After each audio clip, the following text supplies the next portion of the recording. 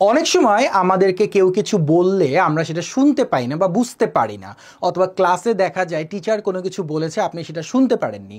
সেই ক্ষেত্রে আপনাকে বলতে হয় can you repeat, can you repeat. এই ক্যান ইউ রিপিটের পরিবর্তে আমরা আরও কী ভাবে জিজ্ঞেস করতে পারি সেই জিনিসটাই আজকে শিখব। আসসালামু আলাইকুম, আপনাদের সাথে আছি আমি ফয়সাল খান, এবং আজকে আমরা শিখব ক্যান ইউ রিপিটের পরিবর্তে আমরা আরও কী টার্ম ব্যবহার করতে পারি। নাম্বার ওয়ানে ক্যান ইউ রিপিট না বলে আমরা বলতে পারি এক্সকিউজ মি।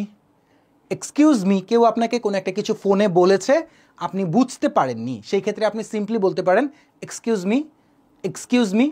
অথবা আমরা অনেক সময় জাস্ট সরি বলে দিই, সরি মানে আপনি বুঝেন নাই কথাটা, সরি আপনি বুঝেন নাই, can you repeat.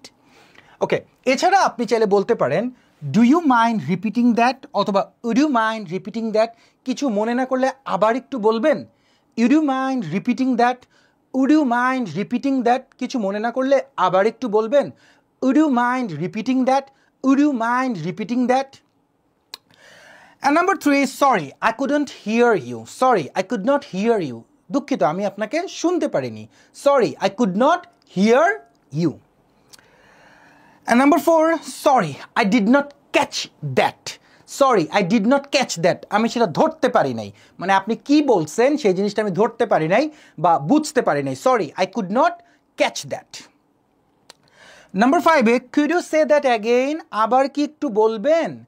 Could you say that again? আবার কি একটু বলতে পারবেন? Could you say that again?